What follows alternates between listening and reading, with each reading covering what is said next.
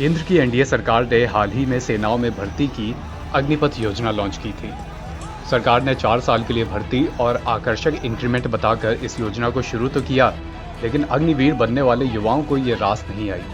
उन्होंने सवाल किया कि 4 साल की अस्थायी नौकरी करने के बाद वो क्या करेंगे। वरीयता देने का सरकार का ऑफर भी युवाओं को समझ नहीं आया।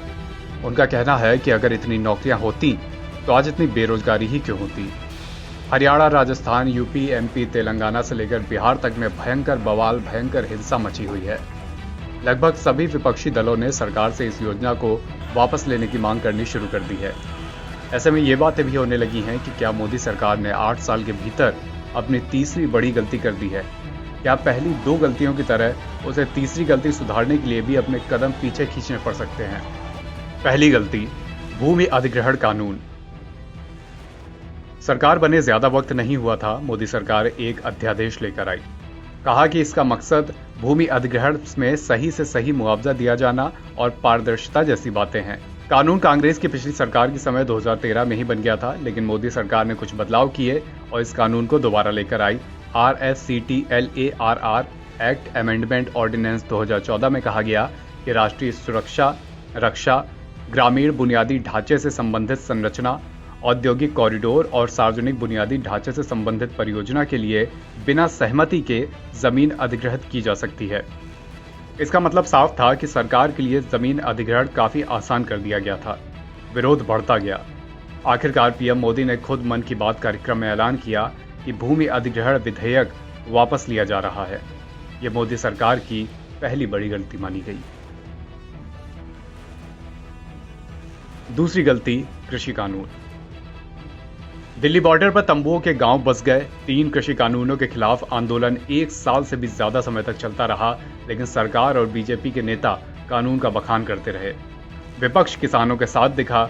सत्ता पक्ष ने फिर कहा कि विपक्ष किसानों को गुमराह करने की कोशिश कर रहा है। खालिस्तानी एंगल, देश विरोधी जैसी कई तरह की बातें कही और कहलाई गईं। कई दौर की बातचीत हुई, लेकिन आम सहमति नहीं बन पाई।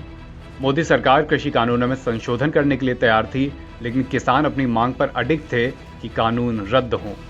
लंबे आंदोलन के बाद आखिरकार सरकार को तीनों कानून वापस लेने पड़े। क्या अग्निपथ है तीसरी गलती? 2024 का लोकसभा चुनाव भले ही अभी दूर हो, पर कई राज्यों में चुनाव अगले कुछ महीनों में होने हैं।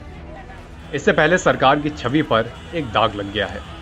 सशस्त्र बलों में भर्ती के लिए घोषित अग्निपथ योजना के विरोध में आग ही आग दिखाई दे रही है। कई ट्रेनों में आगजनी, सार्वजनिक और पुलिस के वाहनों को आग लगा दी गई।